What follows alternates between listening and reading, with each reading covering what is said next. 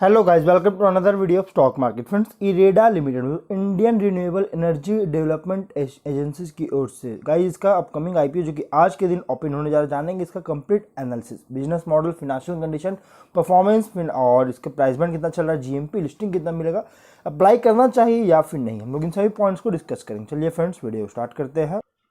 तो गाइस देखिए, कंपनी जो है 21 नवंबर को ओपन हो रहा है आईपीओ इसका, और 23 नवंबर को क्लोज किया जाएगा। मतलब कि 2-3 दिन का आईपीओ है। और इस आईपीओ की जो बुक बिल्ड इशू आईपीओ और 2150 करोड़ का ये जो है फंड रेज किया जा रहा है, जिसमें से फ्रेश इशू किया जा रहा है सिर्फ 40 करोड़ का, और फ्रेश इशू किया जा रहा है 1290 करोड़ का, और 40.32 करोड़ की शेयर्स का जो इशू करके फ्रेश इशू किया जा रहा है। और ऑफर फॉर सेल है 860 करोड़ का। मतलब ये आईपीओ जो कॉम्बिनेशन है फ्रेश इशू और ऑफर फॉर सेल का, मतलब 60% जो है ये फ्रेश इशू से का मतलब रेज किया जा रहा है, और 40% ऑफर फॉर सेल से इशू किया जा रहा है। अगर हम बात करेंगे इसके अलॉटमेंट का, तो 29 नवंबर का जो डेट रखा गया है इसके अलॉटमेंट का।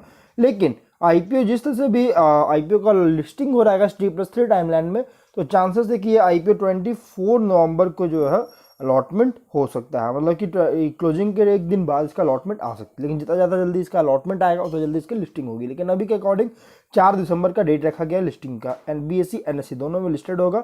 30 to 32 रुपीज़ पर शेयर की प्राइस बैंड है। 460 शेयर्स की लॉट साइज है।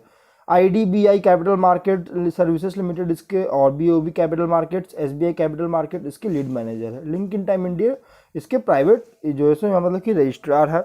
अगर हम बात करेंगे प्रोमोटर्स की, तो इसके प्रोमोटर है प्रेसिडेंट ऑफ इंडिया, जो कि ministry of new and renewable energy के थ्रू जो है प्रेसिडेंट ऑफ इंडिया एक्टिंग करते हैं, मतलब कि प्रोमोटर है। और गवर्नमेंट ऑफ इंडिया भी इसके प्रोमोटर है अभी फिलहाल।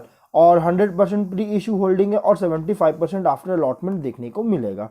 एंकर इन्वेस्टर से 643 करोड़ का फंड रेज कर चुकी है। मतलब ये भी जैसे PSU कंपनी है एक तरह से। अगर हम बिजनेस मॉडल की बात करें, तो मार्च 1987 में इनकॉर्पोरेट किया गया था, जो कि एक पब्लिक लिमिटेड गवर्नमेंट कंपनी है।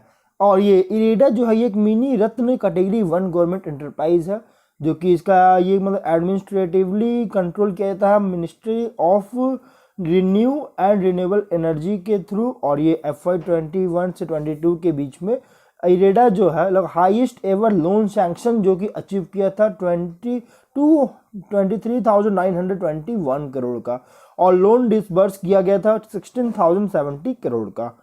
और अगर हम बात करें तो इरेडा के पास लगभग फिनेंशियल इंस्टीट्यूशंस में बहुत एक्सपीरियंस है, जो कि एक्टिवली बहुत ज़्यादा प्रोमोटिंग, डेवलपिंग और एक्सटेंडिंग वगैरह करती है फिनेंशियल असिस्टेंस का new and renewable energy projects के लिए।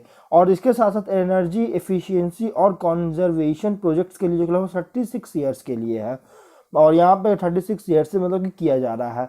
बहुत ज़्यादा एक्सपीरियंस है इनका, प्रमोट वगैरह कर रही है कंपनी। जो comprehensive range of financial products also related services को भी जो कि प्रोजेक्ट कॉन्सेप्चुअलाइजेशन से लेकर पोस्ट कमीशन जो होती है, कमीशन के तक जो है ये ऑफर करती है, फिनेंशियल प्रोडक्ट्स का जो सब ऑफर करता है ये रिन्यूएबल एनर्जी प्रोजेक्ट्स में। और अदर वैल्यू चेन एक्टिविटीज़ में, जैसे equipment manufacturing and transmission.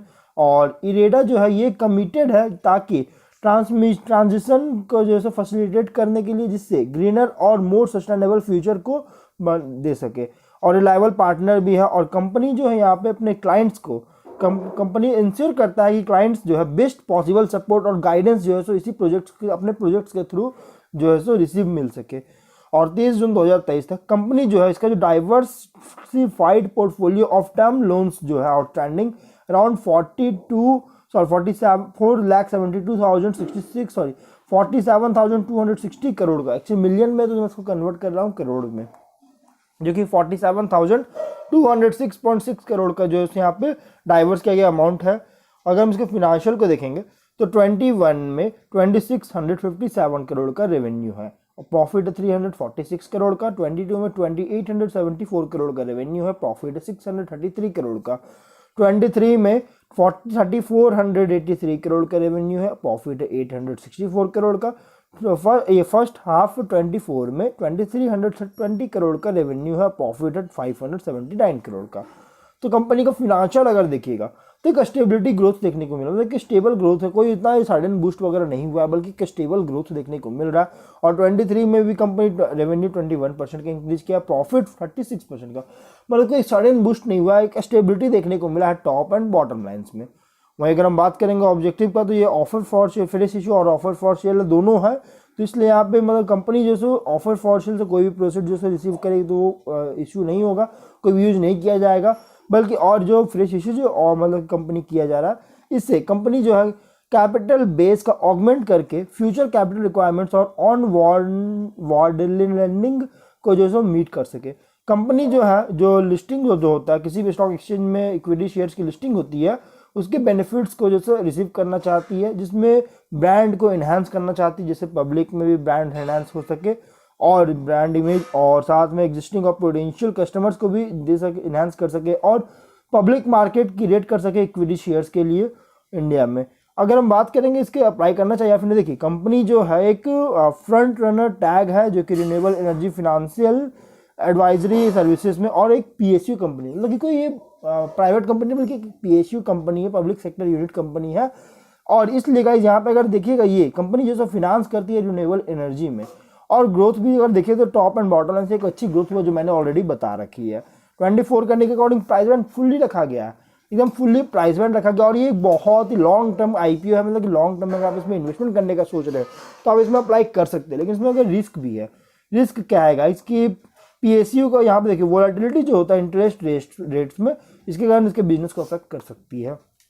Business भी बहुत ज़्यादा मतलब कि इंस्पेक्शन किया जाता है आरबीआई की तरफ से, क्योंकि ये फाइनेंस वगैरह करती है, प्लस डाउनग्रेड अगर होती है इसकी क्रेडिट रेटिंग्स में तो इसकी वजह से बिजनेस को अफेक्ट कर सकता है।